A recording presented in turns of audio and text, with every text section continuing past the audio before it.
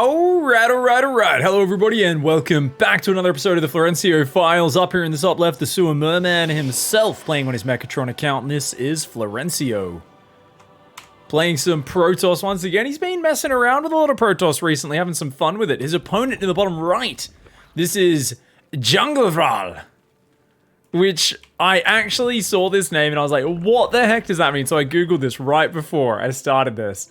And it means jungle roar in Swedish, and is the name of a very popular candy in Sweden, apparently, which is super salty licorice. I kid you not, I just googled this. Super salty licorice. It's little chunks of licorice covered in super salty dust, apparently. I'm like, what? Sorry. I was like, that's too good to be true. So we've got jungle roar down here. Junglevrall. I'm gonna say Junglevrall, that sounds cooler. Actually, it kind of sounds like Jungle Roar, right? Junglevrall. But yeah, let's see if they get salty. Their name is basically Salty Licorice Candy. And they are here playing against Florencio. They're playing PvZ, but they've gone for what appears to be a 13 gas, 12 pool. So they're going to go 6 Zerglings really early. Florencio cancels his pylon. He's got a gateway down. I think he's gonna need to get a cannon up down there, because these Zerglings are going to be coming across, and this could very well turn into some sort of all-in. This is a lot of gas being mined. Oh, you know what?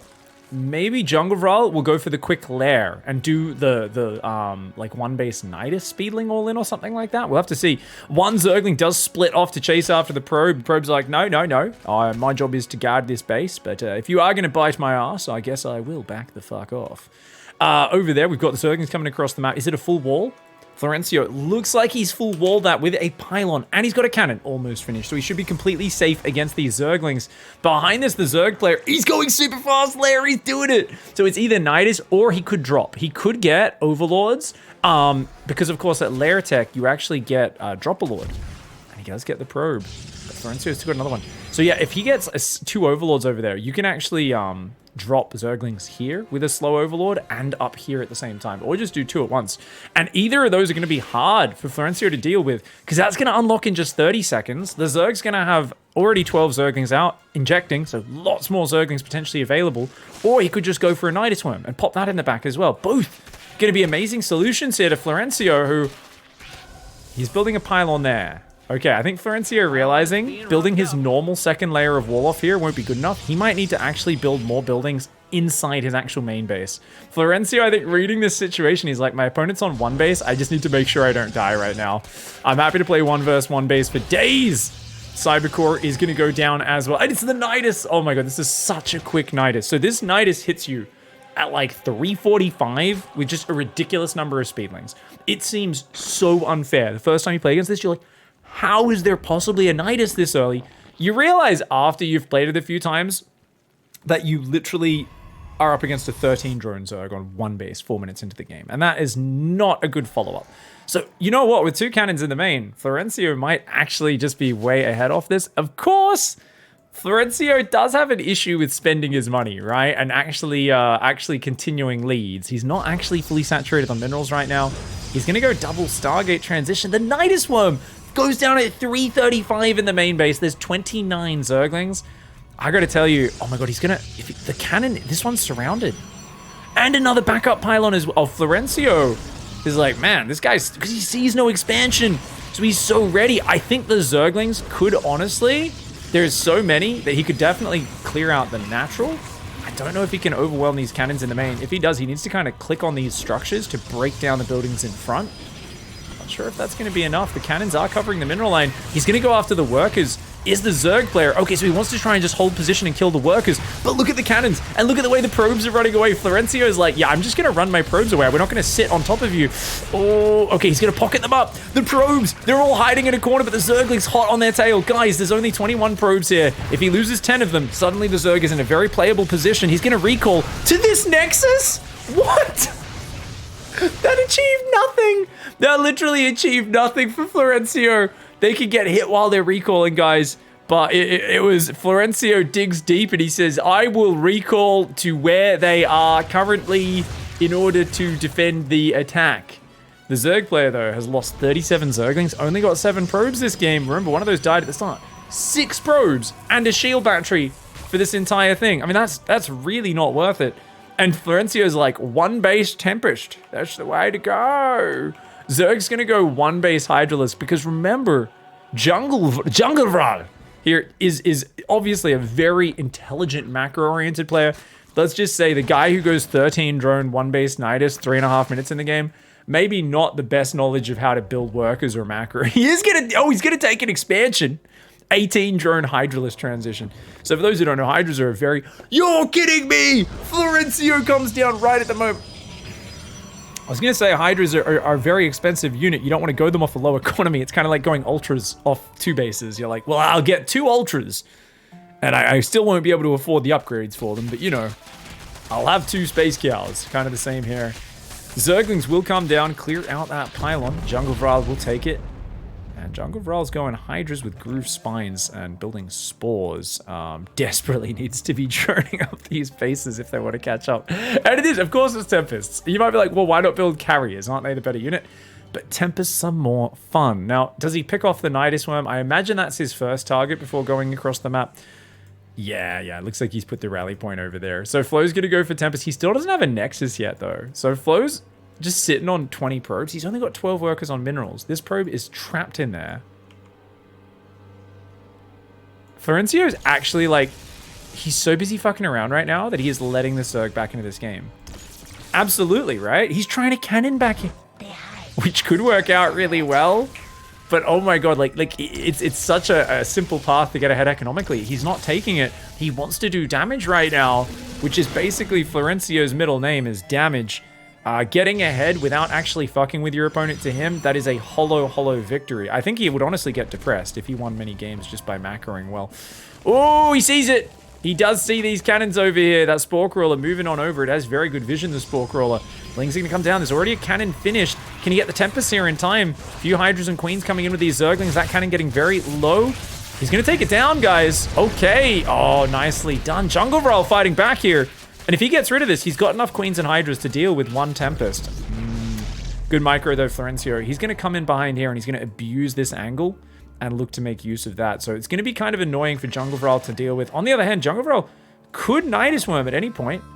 2 batteries, 2 cannons, kind of scary, but not the end of the world. And the Zerg is going to go Hive? You know what? He knows about the Tempests. Vipers would be amazing at abducting Tempests or Carriers. It's just hilarious because you have almost nothing that shoots up. At this point, Florencio's like, let's wait for it. Let's wait for 2. Wait for the buddies. He's like, we've done an alpha of Chads. How about an alpha of Tempests? Well, the Tempest is a little bit of a nerdy unit. These guys look a lot like the Cylon fighters, don't they, from Battlestar Galactica? I never realized that. I think it's the Tal'Darim skin. They're going to come on in. They do one-shot drones. And Tempest's like, hey, mate, did you want to mine here? Bro. How about get fucked? We're gonna shoot, what's their attack called? It's a resonance coil. Really? A resonance coil or a kinetic overload? Okay, is it just me, guys? Or do Protoss attack names have literally the most virgin names you've ever heard? Like, let's be real, guys. The Disruptor. It's a disruptor. It disrupts things. What? It should be called a Ravager. Why does Zerg get all the cool names? Ravager, Ultralisk, Zergling, Hydralisk. And you're like, oh, we shoot a resonance coil. What? It's the lamest sounding thing I've ever heard. Do you guys know what a stalker attack's called? It's called a particle disruptor. It's so lame. Why is every Protoss ability named something so lame and everything Zerg is mucusy and cool? Look at these. These eggs are steaming like a hot turd. This is incredible. Zerg, awesome. Yeah, Protoss coming in here with their virgin resonance coils and they are smashing Jungle Vral. Oh my god, he's getting wrecked. Doesn't have move speed on the Hydras and they're going in like 1 or 2 at a time. Jungle Vral's got a Viper out, funnily enough, so we'll actually be able to abduct. And Florencio still has such a shit economy. There is still room to get back in this game. He's swapping back into Oracles now. For those who don't know, the Oracle's attack is called a Pulsar Beam. It's actually one of the cooler sounding abilities, right? Pulsar Beam. I don't know. It doesn't sound as fucking lame as everything else that Protoss have. I mean, drones, they have claws. They have acid spines and talons. The Viper doesn't have an attack, but yeah. Hydras, they've got, I don't know what they call, needle spines? Needle spines! Hells yeah, they throw these sharp little needles that penetrate your eyeballs and stuff. Tempest going in the back, getting a little ambitious. He's killed 15 workers. Ooh, the abduct comes in. And he doesn't even have enough Hydras to kill a single Tempest. Oh, this is so sad. Jungle Vral, give up, mate. Give up. Oh, he gets a Tempest. Does he lose the Viper? He doesn't. He gets the Viper back to safety. And he gets a Tempest kill. Nicely done by Jungle Vral. The Vipers are going to grab some energy off the Hydra Cavern. Hydra Den. The Queen transfuses. Rebuilding 2 more bases as well. He's still only down 4 workers, honestly. Jungle Vral can just abduct 1 or 2 more of these Tempests into these Hydras. There's 3 left. Jungle Vral's waiting for it. He kind of wants him to come forward there. And he is going to get recalled out. Meanwhile, Oracles come in on the front. They turn on their laser beams. Imagine playing such an abusive cunt race. Uncheesable if you build a battery or 2. You mean fun? Says Florencio. Jungle Vral says fun. And guys, the reason those messages all came up at once, that means, oh, and he loses the hatch with no cancel because he's so angry. Oh, the licorice is salty. The licorice is salty. So the reason those messages came up all at once, guys, tells us that Jungle Vral literally was so angry about the recall, hit the pause button, and started complaining in chat. And then unpaused it. Him or Florencio unpaused it. But dude, the salty licorice is getting there. I mean, honestly, salty licorice sounds kind of terrible and kind of fantastic. I really want to try it now. So I've added that to my list next time I get to go to Sweden. But for now, the Hydras are there. There's a stasis trap that they don't seem to know about. Extra hatcheries coming up. They're not ready just yet. The Oracles are going to come in from behind. They want to snipe the drones. He's waiting. He's looking for the workers. The Vipers are here. Oh, no. The main is wide open. The main's wide open. Florencio comes in and says, hey, salty dickhead. Guess what, mate? I've got Oracles. He splits his Oracles and then immediately clumps them back up to take maximum parasitic bomb damage. True Clemencio micro there. Just showing his skill set. At the same time, he finds the drones. Oh, my God. Dude, Florencio, just the guy who smiles while punching a child in the face in front of you. That's essentially what he does. Just always finds the drones, finds the workers, switches on his laser beams, and gives them a rather heavy sunburn. Probes are going to be moving to the natural in the near future. He's up at double the worker count. So Florencio here, it may have taken him an extra 7 minutes, but he did actually find a way to build an economic advantage. Finally. 2 bases versus a Zerg who has literally no drones. It's impossible to lose with Protoss, says Jungle Vral. Oh my lord! He's calling them the TikTok race, apparently. Interesting. Even if you're out of position, just recall. This is a guy who went for a 13 drone, 13 gas 12 pool into 1 base Nidus all in. He's like, you're playing the game wrong. You guys just do your things and you just win. Don't get me wrong, Protoss do have a lot of sick abilities, but it is always funny when the Zerg players are like, yeah, what? You just win. It's like, look at what Florencio does in his games. Tell me that's optimal play and that you couldn't have possibly beat it. Jungle Vral's like, I couldn't. It's not possible. They just recalls. I'm like, he had 3 Tempests killing your entire economy for 10 minutes straight. Jungle Vral's like, literally impossible to stop. Unbeatable strategy. And you're like, unbeatable? What? At the moment, I think we are kind of watching Jungle Vral just evolve. So for me, it's not really interesting at this point who's going to win, who's going to lose. It's really about how does Florencio approach the strategy at this stage. So for those of you who wonder, oh, it's game over at this point, it probably is. He's going carriers and he's going to have more army than there is army for Jungle Vral. I think it's more about how do you poke the bear? You know, how do you get more rage out of this already salty beast? How do you manage to, you know, get more salt? Well, apparently Oracle hits the bottom left. Tempest sieging this base. They just one-tapping drones from way behind. Anytime Hydras come over, they can just pull back into the dead space. Disgusting Tempest harassment behind the mineral lines. He's going to recall home. The Zerg's going to try to all in, but there's cannon battery for days. He didn't even need to recall. He literally could have kept doing damage, but I think he already realizes that Jungle Vril is pissed off about the existence of recall, so he just wants to use it as much as possible. And he's just going to keep coming and killing these drones 1 or 2 at a time. Oh my god, Florencio right now is just like looking for the most frustrating things he can do to piss his opponent off. And Jungle Vril already deep in Trigger Town. It's just going to be going deeper and deeper as the Oracle does slide on down behind the natural. He's going to get... No, he's going to run out of energy there. The Vipers, will they use energy? They could drop a parasitic bomb. But even that, pretty unsatisfying after that Oracle is killed. solid 16, 17 units. 52 workers killed this game for Florencio. And looks like he might just go for a little bit of an A move now as our salty licorice accepts his state. I think my favorite thing as well is like the moment the night is finished, you just see a Zerg on one base go, yeah, it's the time to build Hydras right now. Because I think 4 Hydras will solve all of my problems as well. And then there's always that moment where the Zerg's like, I guess I should build an economy. They take like 3 or 4 hatcheries and they're like, yeah, we can get back. And it's always at that moment where the Tempest hit, kill a bunch of drones, Zerg bounces back, recovers the drones, the Oracles slide in, kill a hatchery, kill a bunch of drones. It's amazing that Florencio keeps the Zerg in this low economy state of like almost recovering for such an extended period because it really keeps their hopes high. As double parasitic bomb drops down, does a little bit of damage, but these are pretty tanky units. The Tempest, of course, not so tanky. One of those does go down, but the carrier is super tanky.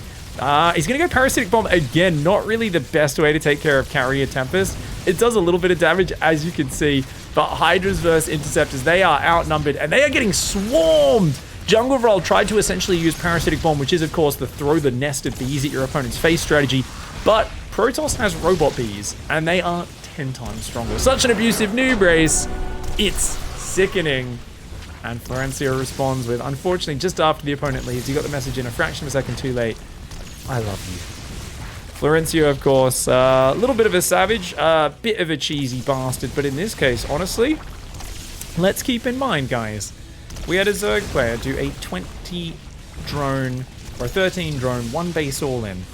That was literally held off by Florencio sitting on 22 probes for like 8 minutes and building cannons and batteries. They say StarCraft is a game of flexibility, and that when your opponent is literally just building cannons and batteries, you probably shouldn't just headbutt into their strongest defensive position. Jungle Raldo does chuck a Zerg here in the most immediate and all-in manner of the game.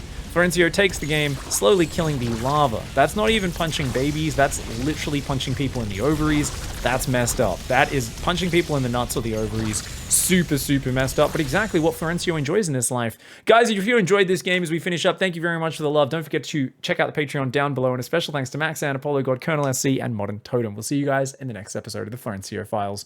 Goodbye and good night.